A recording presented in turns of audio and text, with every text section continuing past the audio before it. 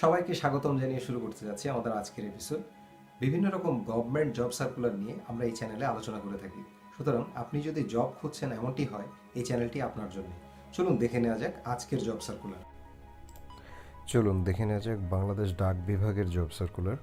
সর্বপ্রথম যে পদ আছে সেটি হচ্ছে পিএলআই অ্যাকাউন্ট্যান্ট। স্কেল 10,200 টাকা থেকে শুরু। পদের সংখ্যা 19টি।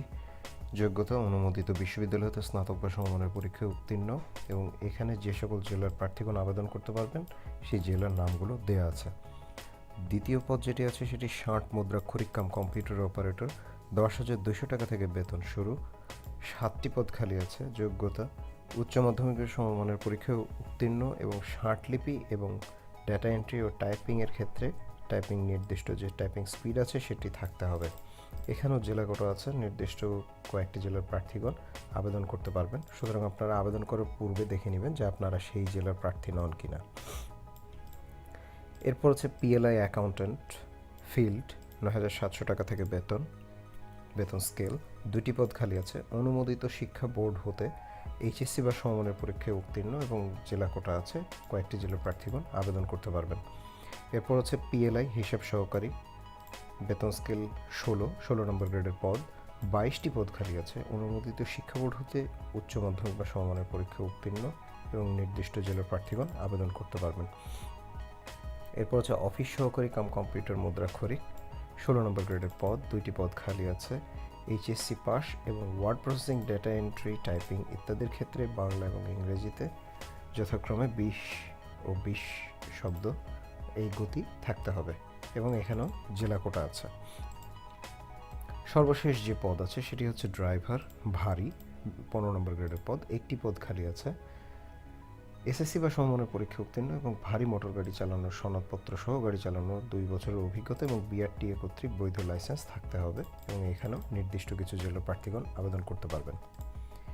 1 হতে 5 নং ক্রমিক পদের জন্য যোগ্য প্রার্থীগণকে বাংলা, ইংরেজি, অঙ্ক, সাধারণ জ্ঞান বিষয়ে লিখিত পরীক্ষায় অংশগ্রহণ করতে হবে এবং সময়সূচি পরে উল্লেখ করা হবে।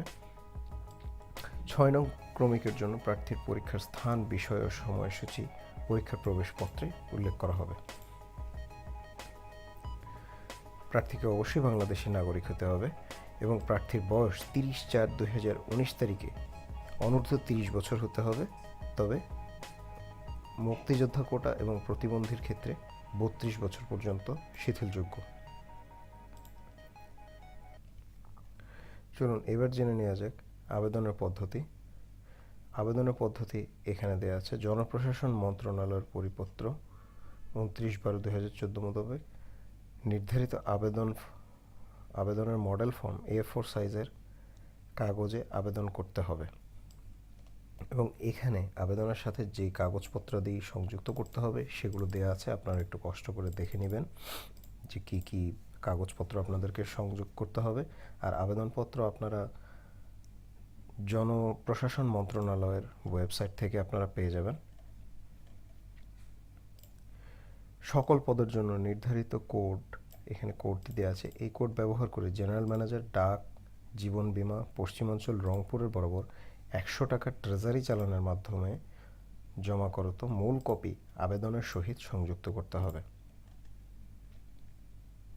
নির্ভুল ঠিকানায় প্রবেশপত্র ইস্যুর স্বার্থে আবেদনপত্রের সাথে নিজের নাম ও পূর্ণাঙ্গ ঠিকানা সম্বলিত 10 টাকার ডাক টিকিট লাগানো, এখানে মাপ দেওয়া আছে, এই মাপের একটি ফেরত খাম সংযুক্ত করতে হবে। আর আবেদনপত্র পাঠানোর শেষ তারিখ 30/4/2019।